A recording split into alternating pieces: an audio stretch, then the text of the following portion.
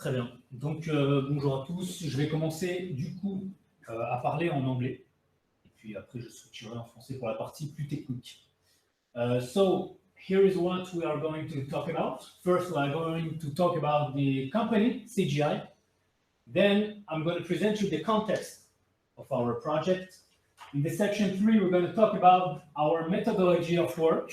It's the big part of the presentation. And then the project management, and we will end with a conclusion. So first, let's talk about the company, CGI. It's a big company which it's 40 years old. It's located in more than 40 countries. So it has a big reputation. You can see some figures right here.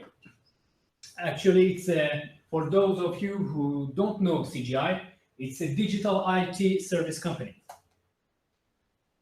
As far as I was concerned, I was working in the city of New York, in what we call the Grand Ouest business unit. And traditionally, maybe you don't know it, but New York is the city of insurance company in France. It's the big city where all the big insurance are located. You can see here all the people that are involving in the management.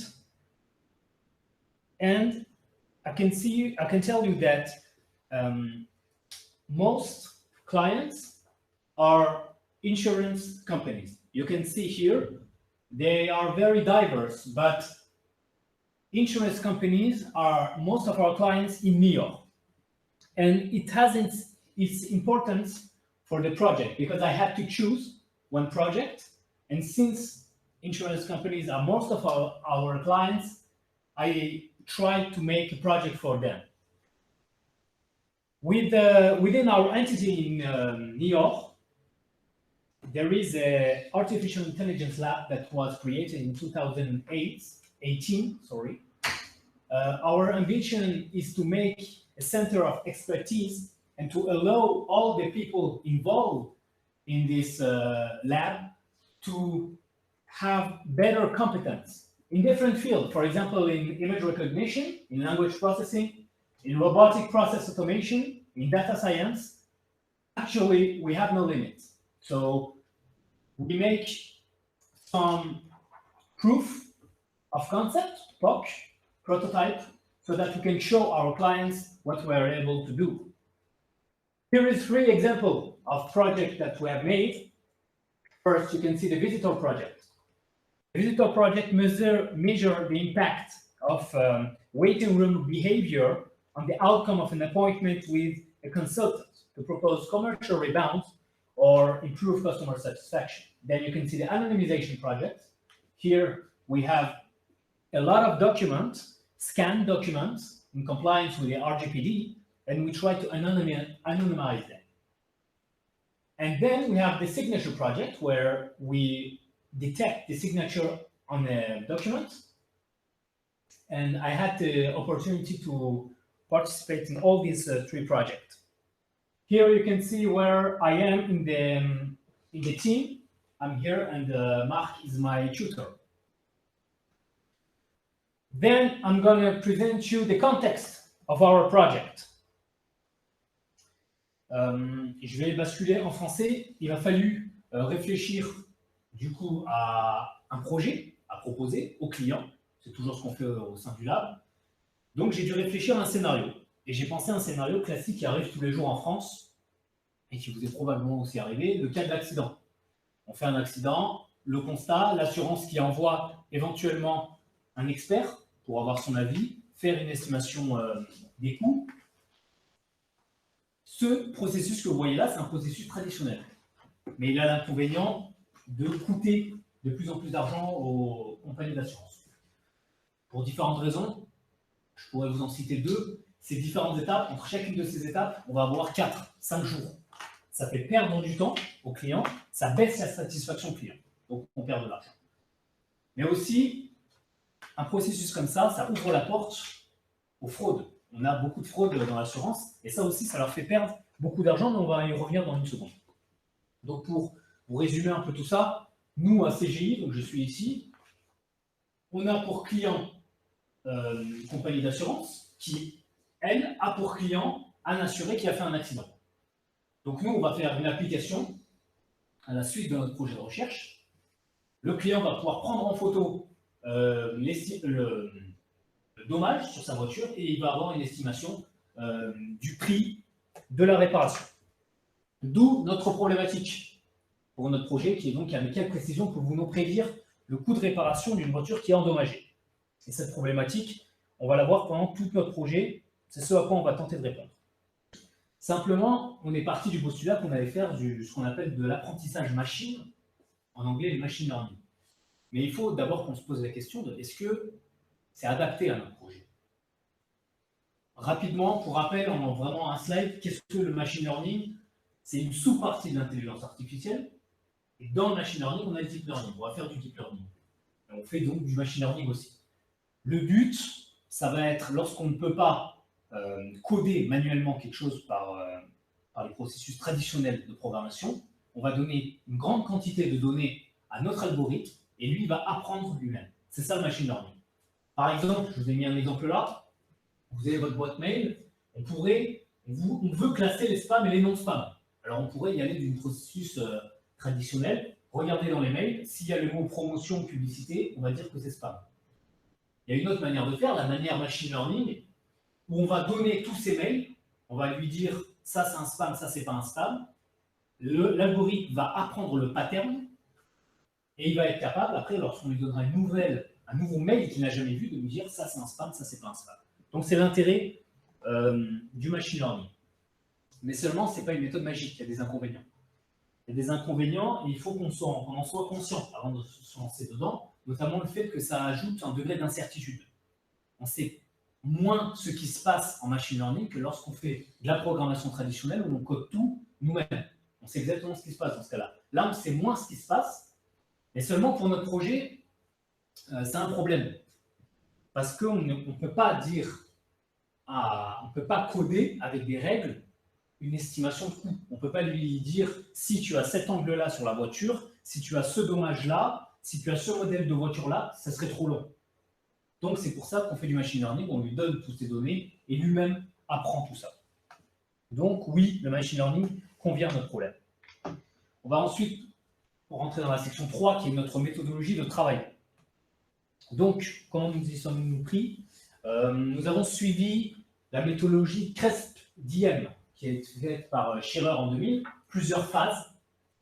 Et on sait que en machine learning, une manière itérative est toujours plus intéressante à suivre. Donc je vais montrer chacune de ces étapes, vous montrer mon projet à la lumière de cette méthodologie-là. Donc on commence par la compréhension métier. Donc le but, ici, ça va être de comprendre le projet d'un point de vue business, si je puis dire. Pour avoir une meilleure compréhension de notre métier, il faut en quelque sorte qu'on se mette à la place de des sociétés d'assurance qui sont nos clients. Concrètement, ce qu'elles recherchent, c'est deux choses. Un besoin client qui est de plus en plus satisfait et augmenter le rendement. Le besoin client, le problème, c'est ce que je vous ai dit tout à l'heure, les délais dans le processus traditionnel qu'on a aujourd'hui, ça baisse la satisfaction client. Et augmenter le rendement. Je vous ai mis ici deux graphes. Le prix de la carrosserie a augmenté plus vite que les coûts globaux ces dernières années, et on a une tendance à la hausse de la gravité des accidents. Alors on pourrait se poser la question, j'ai lu ça sur des blogs, est-ce que vraiment la gravité des accidents augmente? Ou alors la déclaration, il y a plus de fraude par exemple. Donc c'est une question qu'on peut être amené à se poser. Toujours est-il qu'aujourd'hui ça augmente et que ça baisse le rendement des mutuelles d'assurance. Donc ça c'est un problème. La fraude, qui reste, comme je vous l'ai dit tout à l'heure, la bête noire des assurances. On a quelques chiffres rapidement, entre 8 et 12 milliards d'euros qui perdent les assurances. Là, on est en fraude en règle générale, pas que dans l'auto.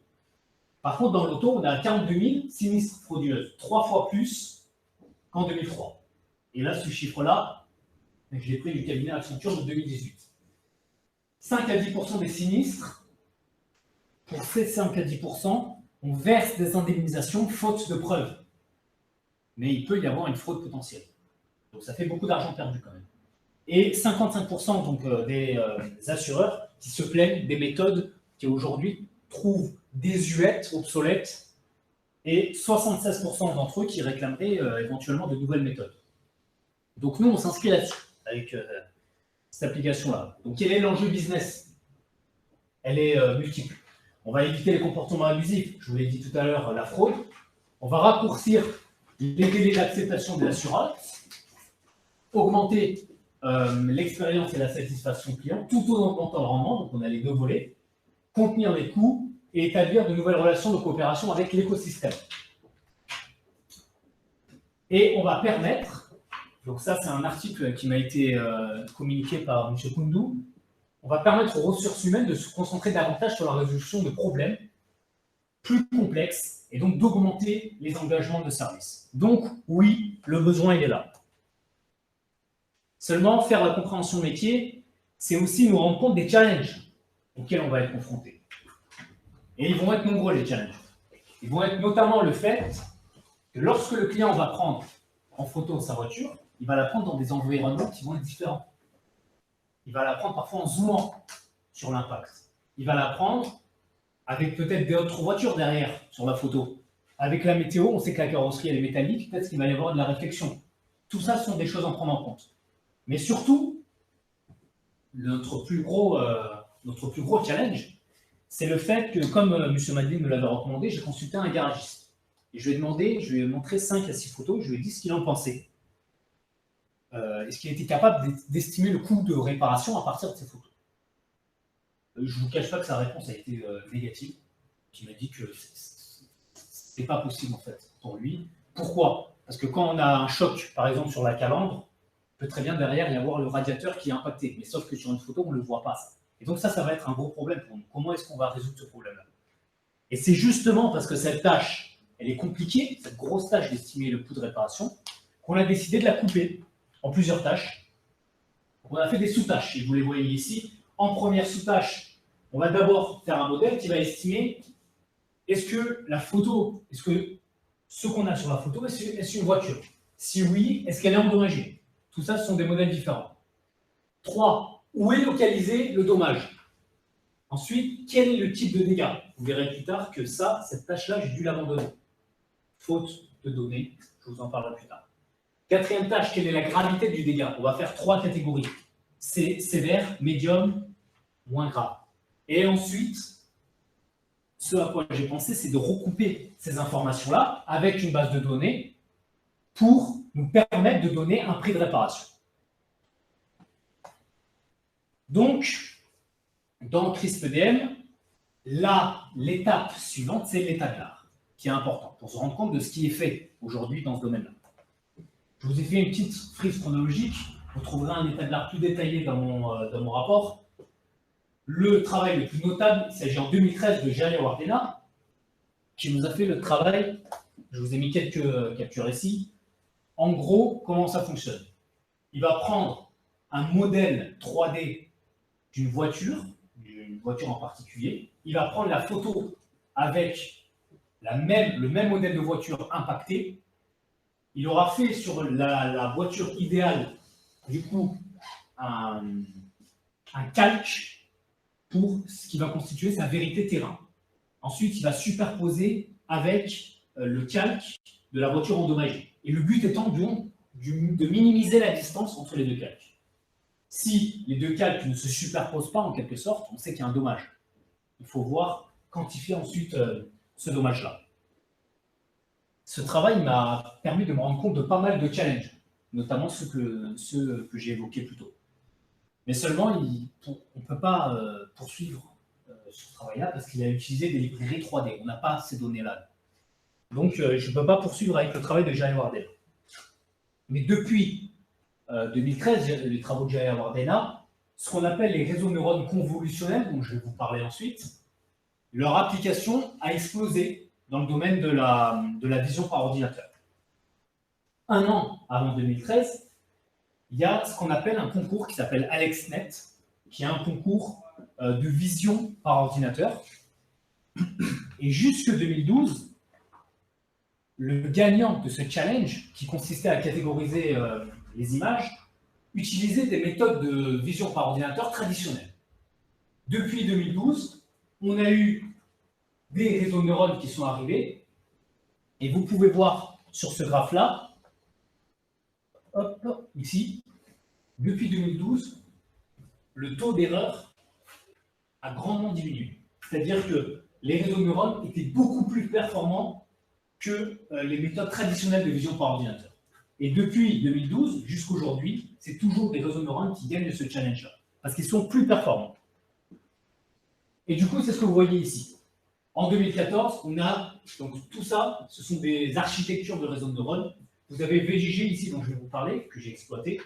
Le RCNN qui arrive en 2014, 2015, Fast RCNN, Faster RCNN.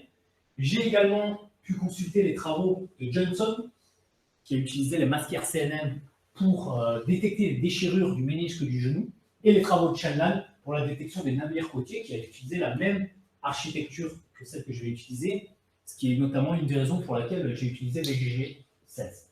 Et plus récemment, en 2019, les travaux de Patil, qui lui a une approche, bon, disons que ça ne nous intéresse pas tellement, parce que ce qu'il a fait, c'est qu'il a ossérisé la plaque d'immatriculation et il a questionné une API. Nous, on n'a pas cette API-là, mais il avait quand même un beau taux de réussite qui était de une accuracy de 89,5%. Et je vais vous parler d'accuracy après.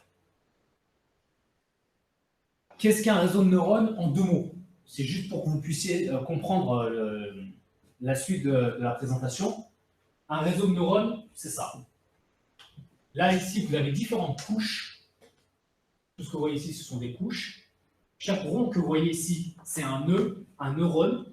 Si je fais un zoom, par exemple, sur ce neurone-là, vous voyez ça.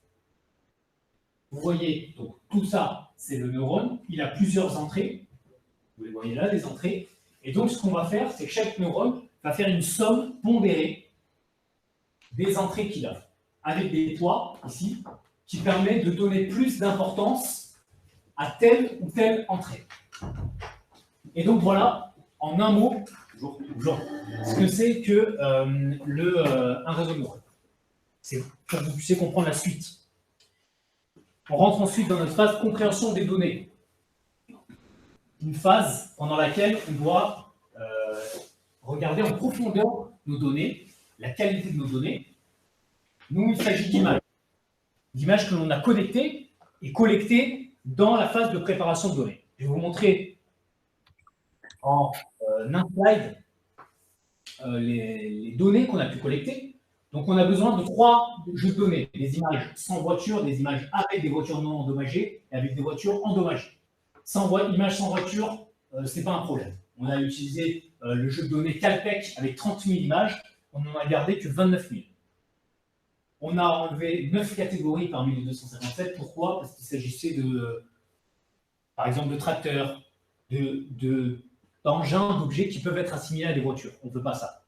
On veut d'autres objets, des fleurs, des battes de baseball, des cactus. On a besoin donc c'est pour ça qu'on a enlevé, il ne reste que 29 000 images. Des images avec des voitures non endommagées. J'ai utilisé le dataset de Croze. Donc là, j'ai 16 000 images qui sont en 196 modèles de voitures. Et des images avec des voitures endommagées, c'est là où le bas blesse, c'est là où ça devient compliqué. Pour ça, il a fallu établir notre propre dataset. I don't know why he wanted me to listen to this. It's in French. Pour faire du scrapping avec Selenium, j'ai réussi à récolter 1300 images, ce qui est léger. Mais c'est un problème qui est récurrent en apprentissage machine, en machine learning, qui est qu'on n'a pas assez de données. Comment on va solutionner ce problème-là? Je vais vous en parler dans un instant, mais simplement vous dire que j'ai dû faire également de la labellisation, puisque c'est un apprentissage supervisé. Notre pire ennemi en machine learning, et vous allez voir pendant toute la durée de la présentation, c'est ce qu'on appelle en anglais l'overfitting, le surapprentissage. Alors en quoi ça consiste? Tous les points que vous avez ici, ce sont nos données. Dans le meilleur des cas, on va trouver une fonction. Quand je dis qu'on trouve un modèle, c'est une fonction. On va trouver une fonction qui va se rapprocher le plus de nos points, qui va minimiser les erreurs. Par exemple, à chaque fois, j'ai une erreur. On va la minimiser. Donc vous allez me dire ici, c'est top. Parce que là, ici, on n'a plus d'erreur. Parce que ça, c'est ce qu'on appelle un surapprentissage. Parce que le problème de ceci, c'est que si je montre une nouvelle donnée qu'il n'a jamais vue, l'erreur sera beaucoup trop grande. Donc on veut quelque chose qui s'ajuste à peu près, plutôt bien, mais pas trop sur apprendre. Ça, c'est l'autre cas extrême, où là, on a beaucoup trop d'erreurs, donc on a sous-appris. Donc, pendant toute notre présentation, ici, on va éviter le cas qui arrive le plus fréquemment, qui est le cas de l'overfitting, qui est le cas du surapprentissage. Je vous ai parlé dans la slide précédente qu'il me manquait un peu de données dans les images avec des voitures endommagées. C'est la raison pour laquelle on utilise, donc en apprentissage machine, l'augmentation des données. En quoi ça consiste? Quand on n'a pas assez de données, une astuce qui est faite, c'est par exemple de retourner les images. Par exemple, vous voyez l'échelle ici, on a fait des rotations. Ici, c'est un autre exemple. On a par exemple supprimé certains pixels. Ici, on a fait des suppressions. Il y a différentes astuces. Le contraste également qu'on peut changer. Tout ça, ce sont autant de techniques d'augmentation de données qui peuvent être utilisées. Dans le cas de mon projet, j'ai utilisé surtout un horizontal flipping. Je n'ai pas utilisé de méthode telle que le zoom, qui est une des méthodes de data augmentation. Pourquoi? Parce qu'il s'agit du coup d'impact. Admettons que je choisis un zoom sur une zone qui n'est pas un impact. Ça va fausser mon modèle. Donc c'est la raison pour laquelle j'ai principalement utilisé de horizontal flipping. Également, les traitements de données, où j'ai fait du centrage du zéro, vous verrez l'impact plus tard, et une mise à l'échelle. Pour ce qui est de la modélisation, donc là on rentre vraiment dans le cœur du sujet, et je vais vous emmener petit à petit, et vous expliquer les termes un peu techniques. Lorsqu'on a peu de données, en apprentissage machine, généralement, on fait ce qu'on appelle l'apprentissage par transfert. Alors, qu'est-ce que c'est que l'apprentissage par transfert? C'est un terme que vous retrouvez régulièrement. Admettons, disons, je vais vous donner une analogie. Lorsque vous savez faire du vélo, c'est plus facile d'apprendre à faire de la moto. Lorsque vous savez faire de la guitare, vous apprenez plus facilement du piano. Donc ça, c'est une analogie qui est faite. Ici, j'ai deux modèles. Chacun va apprendre de son propre dataset.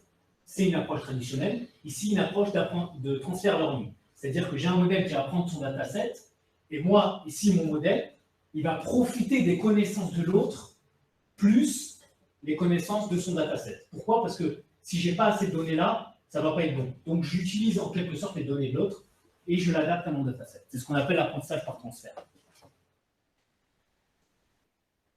Je vais vous parler maintenant des réseaux de neurones convolutionnels. Alors, qu'est-ce que c'est qu'un réseau de neurones convolutionnel? Simplement vous dire, juste avant de définir ce que c'est, ici vous avez un réseau de neurones, plusieurs couches. Au début, les premières couches vont simplement apprendre, par exemple, les contours.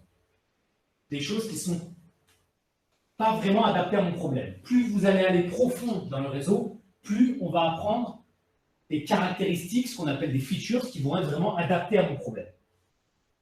Et c'est pour cette raison-là qu'on fait ce qu'on appelle, ce que j'ai dit précédemment, le transfer learning. C'est-à-dire que ces features-là qu'on a au début de réseau, elles sont adaptées à la plupart des problèmes. Donc moi, je vais profiter de ces connaissances-là, et les dernières couches qui sont spécifiques au problème, je l'enlèverai et je le mettrai pour mon problème. Donc voilà.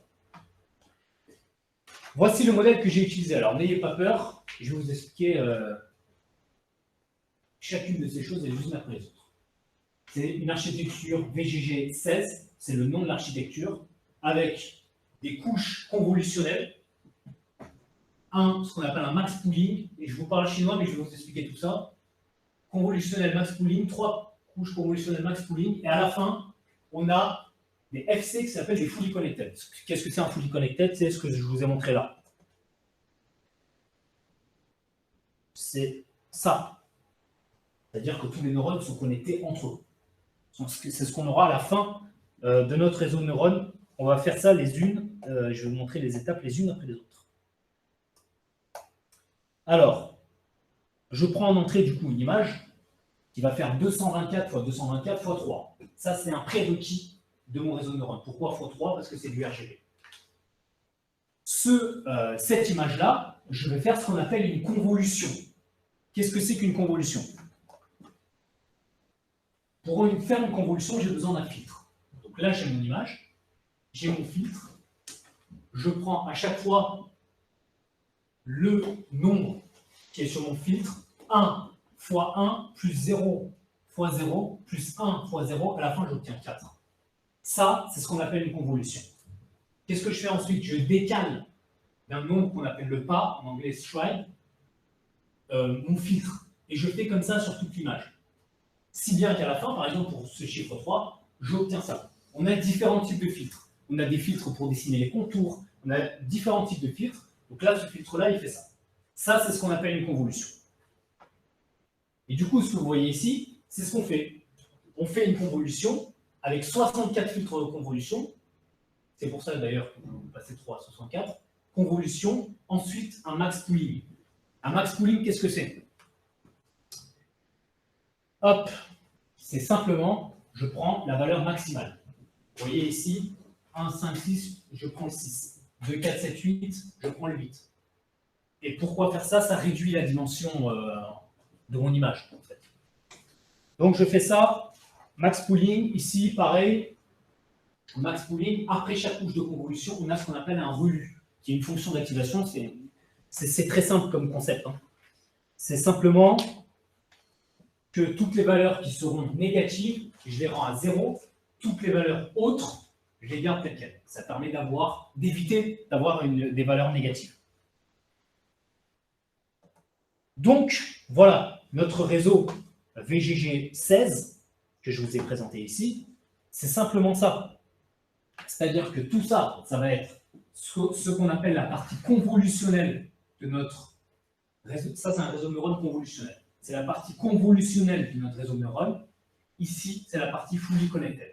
Ce que vous voyez en bleu, c'est-à-dire que j'aplatis la dimension de ce que je vais avoir ici. Parce que pour un fully connected, j'ai besoin de 1D, de une dimension. Donc voilà. J'en étais où? J'en étais ici. Donc là, maintenant, je vais rentrer pour mon modèle. Voici VGG16 dans le papier de recherche original que vous voyez en bas. Ce qu'on appelle les hyperparamètres, c'est les petits réglages qui ont été utilisés. Il y a certains termes que vous n'allez pas comprendre, mais je vais vous expliquer. Donc taille de l'eau, 256, inertie 0,9. La régularisation, qu'est-ce qu'une régularisation? Ça permet d'éviter ce que je vous ai un peu présenté tout à l'heure, le surapprentissage, l'overfitting. Il y a différents types de régularisation. La technique qui est de loin la plus utilisée, c'est ce qu'on appelle le dropout. Qu'est-ce qu'un dropout? C'est-à-dire que dans mon réseau neurone, je vais de temps en temps désactiver certains neurones. Quel est l'intérêt de faire ça? Comment ça se fait que quand je vais désactiver certains neurones, mon réseau de neurones sera plus performant? Il y a une analogie qui a été faite, que admettons, vous avez une équipe de foot dans laquelle vous avez le meilleur joueur du monde, Lionel Messi, et vous avez tous les autres joueurs qui sont un peu moins bons. Forcément, ils ne sont pas le meilleur joueur du monde. Donc les autres joueurs vont se reposer un peu sur lui. Mais le jour où Léo Messi ne sera pas là, les autres doivent redoubler d'efforts. Ça va les booster. C'est un peu le même principe ici. C'est-à-dire que de temps en temps, on oublie un peu certains neurones avec une certaine probabilité pour booster les autres. Et donc notre réseau de neurones sera plus performant. Et donc le dropout, on le détermine avec une probabilité. Ici, la proba elle est 0,5. Ça veut dire qu'on aura 50% de chance qu'un neurone soit désactivé. On va faire ça que sur les 2 premières couches. Ça, ce ne sont pas mes hyperparamètres, ce sont les hyperparamètres du papier de recherche. Moi, après, je les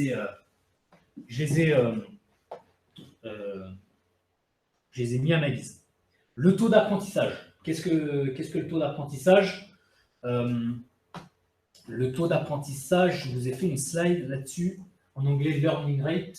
Vous allez voir ça dans les prochaines slides, souvent sous le terme learning rate. C'est-à-dire à quel point on oublie les données d'avant, les données précédentes. Lorsque j'ai un learning rate, un taux d'apprentissage qui est élevé, chaque nouvelle valeur, je vais trop m'adapter à la nouvelle valeur, si bien que je vais oublier les valeurs d'avant. Dans un taux d'apprentissage qui est bas, je vais y aller de manière beaucoup plus fine.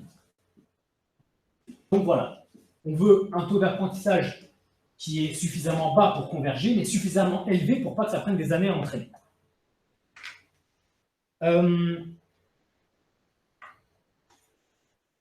Pourquoi est-ce que j'ai choisi VGG 16? Là, je vais faire un peu plus vite. C'est quand même une architecture qui date de 2014, même si elle a de bons résultats, mais c'est une architecture qui est légère, qui est facile à utiliser. J'ai vu quelques articles, dont ceux de Forantinos sur la détection des maladies dans les plantes et celle de Sigeux et Payet sur les maladies des tomates qui utilisaient cette architecture-là. Et plus récemment, même si l'architecture VGG 16 date de 2014, j'ai vu que c'est l'une des architectures les plus utilisées dans ce qui est détection de maladies. Les inconvénients, c'est que le nombre de paramètres est élevé, on a 516 mégaoctets à peu près de paramètres. Une des alternatives, c'est d'utiliser un autre réseau, tel que ResNet. C'est ce que je voulais faire dans les itérations suivantes. Ensuite, indispensable de scinder notre dataset en trois groupes. Le dataset d'entraînement, de validation et des tests. À quoi sert cela? La validation, ça va être le set, l'ensemble, qui va me permettre d'adapter mes paramètres. Et le test, c'est là où on va calculer est-ce que mon modèle est bon ou pas. L'approche de transfert dynamique qu'on a choisie, alors c'est un modèle pré-entraîné qui est transférable à notre application. On va garder toute la partie convolutionnelle dont je vous ai parlé, et on va entraîner que les couches collectées. On ne fait pas de fine-tuning sur les couches convolutionnelles, car on a un petit jeu de données. Et le réglage de certains hyperparamètres, c'est ça qu'on va faire. La taille du lot, le taux d'apprentissage et le dropout P, donc des notions maintenant que j'ai évoquées avec vous. Quelle est notre stratégie d'apprentissage? On veut un K qui est le nombre d'époques. Alors, qu'est-ce que l'époque? C'est vrai que je ne vous ai pas défini ça. L'époque. Une époque, ça va être une itération de notre modèle à travers notre dataset. Lorsqu'on va avoir, admettons qu'on a un dataset avec 10 000 images, je vais faire des batchs, des lots de 200 images. Autrement dit, une seule époque, ça va être 10 000 divisé par 200, donc 50 itérations. Donc voilà ce que c'est qu'une époque. Du coup, je fais mon entraînement pour K époque. Est-ce qu'on a des bons résultats? Si oui, alors on entraîne plus longtemps. Et ensuite, on a notre dernier modèle, et c'est là où on évalue sur notre set de tests.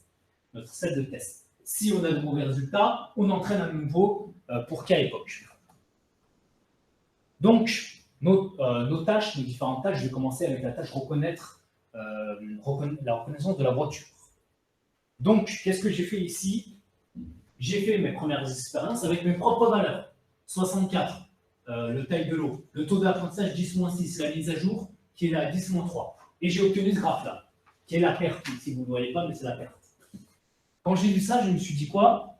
Je me suis dit que ça ressemble quand même beaucoup à un graphe générique qu'on a dans les papiers de recherche, qui est celui-ci, qui correspond au graphe qu'on a lorsqu'on a des tailles de l'eau petits. Donc je me dis, prochaine itération, j'augmente ma taille de l'eau, je la passe de 64 à 128. Mais on voit aussi autre chose. On voit ici que c'est assez linéaire, mais qu'à partir de la 15e époque, on casse un peu la linéarité. Et ça ressemble à la courbe aussi qu'on a lorsqu'on a un taux d'apprentissage qui est faible. Vous voyez, ça ressemble quand même pas mal, la bleue. Donc je me dis, prochaine itération, j'augmente mon taux d'apprentissage, je passe de 10-6 à 10-5. C'est ce que je fais. Là c'est ce que je vous ai montré à l'instant. Ici, avec mes modifications. J'obtiens ça. Qu'est-ce qu'on voit? On voit qu'on commence plus bas, quand même beaucoup plus bas. Mais ce n'est pas grave, parce qu'au bout d'une époque, j'ai rattrapé un peu le retard que j'avais. Pourquoi on a commencé plus bas? Parce qu'on avait une initialisation aléatoire des couches fully connected, des couches de fin. Ici, j'ai fait 3 nouveaux modèles avec différents types d'apprentissage. On voit qu'il y a quand même une bonne qualité de l'apprenant, sauf lorsqu'on a un taux d'apprentissage de 10-3, où là, ça explose. Et j'ai fait d'autres graphiques avec en fonction de l'époque, le taux d'apprentissage. Normalement, dans la littérature, on voit que le taux d'apprentissage devrait être décroissant. Il commence haut, il décroît rapidement. Moi, je l'ai croissant. Donc, je me dis, je vais commencer dans ma prochaine itération avec un taux d'apprentissage qui sera plus élevé. J'ai aussi essayé d'autres choses qui seraient d'abandonner la couche fully connected de fin. Voilà ce que j'obtiens. Plutôt satisfaisant. Après 40 époques, ici, j'ai une accuracy qui est de 99,14%, qui est plutôt bon. Et on voit donc que notre taux d'apprentissage de 10-3, notre taux d'apprentissage 10-3 qu'on a fait ici, mais c'est plutôt bénéfique pour notre modèle. Donc on se dit, c'est plutôt positif, on va garder ça. Voici le résultat que j'obtiens. Ça, c'est ce qu'on appelle une matrice de confusion. Du coup, on voit qu'on a des bons une bonne accuracy qui est 99,4. Ceci dit, il faut se méfier de ce chiffre-là, parce que lorsque le modèle prédit toujours une voiture comme étant non endommagée, on obtient 94. C'est la raison pour laquelle il faut se méfier de cette métrique-là et peut-être utiliser d'autres métriques. J'ai parlé de mon rapport, notamment du score F1 ou du MCC. Alors là, on est en cours de temps, donc je ne vais pas vous parler de reconnaître des dommages, les techniques que j'ai faites. C'était la tâche 2. La tâche 3, je vous montre simplement les résultats que j'ai obtenus, et ça, c'est toutes les expériences que j'ai faites. J'ai changé un peu tout, j'ai tout essayé. Voici les résultats que j'obtiens. On voit qu'on a une bonne NCC ici pour le dernier modèle et une accuracy de 99%. Pour la classification de la gravité, on a une accuracy qui est beaucoup moins bonne, mais qui reste quand même meilleure que de l'aléatoire. Et on va en tirer des conclusions. Donc, pour estimer le coût de réparation, enfin, ce qu'on va faire, c'est qu'on va recouper toutes ces infos. Si j'ai le temps, je vous fais une petite démo de ce que j'ai réussi à faire sur l'application. On va recouper toutes ces infos pour avoir le coût, l'estimation de coût. Quelles sont les conclusions? On voit qu'on a une reconnaissance des voitures qui est assez facile avec le transfert learning, on en bénéficie pas mal. Une reconnaissance des dommages aux voitures qui est plus difficile, je viens de vous montrer les chiffres. L'influence des hyperparamètres. Tous les hyperparamètres que je vous ai montrés là, le taux d'apprentissage, la taille de l'eau, le degré de régularisation ont eu des effets et nous ont permis d'avoir un processus d'apprentissage qui était plus stable. Le dropout a été un bon régulariseur pour nous et les tailles de l'eau qui étaient plus élevées, je voulais dire pour nous, un coût de calcul était plus élevé. Donc attention. Cependant, le fine-tuning n'a pas été très prometteur. Les perspectives d'avenir à essayer la bombe Beatbox, M. Madeleine m'avait recommandé ça pour vraiment cibler la partie du dommage. Essayez le dropout pour les régulariseurs, plus le régulariseur L2.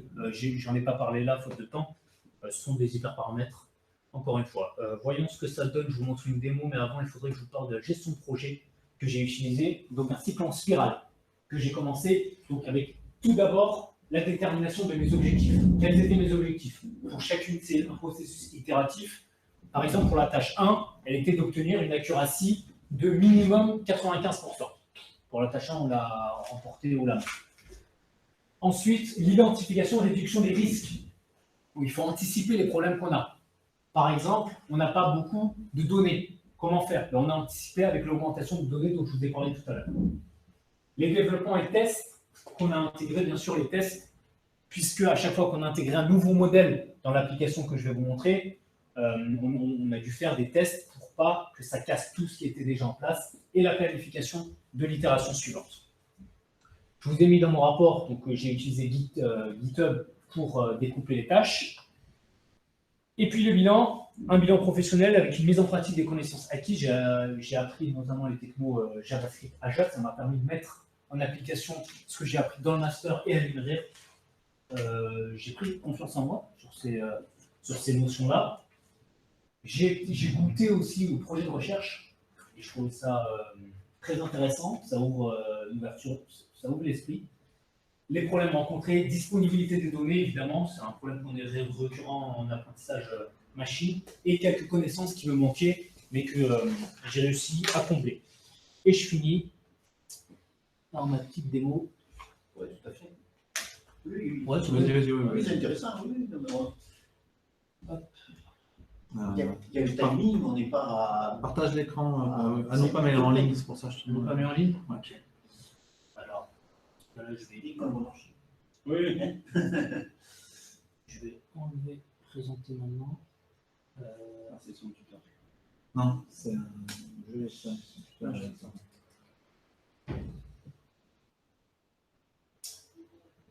Là, normalement, est-ce qu'il le voit?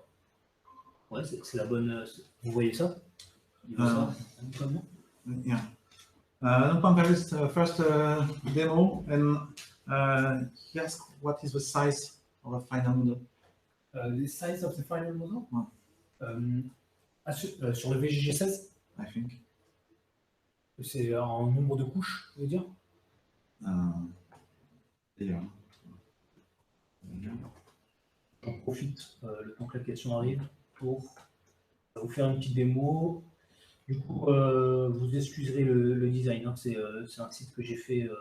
Non, c'est le fonctionnement qui est Ouais. intéressant. Là. Ouais, c'est pas si crade que ça. Hein. Ah oui, Non, Ça va. c'est basique, je dis ça, parce que ça va. Pour un projet de recherche.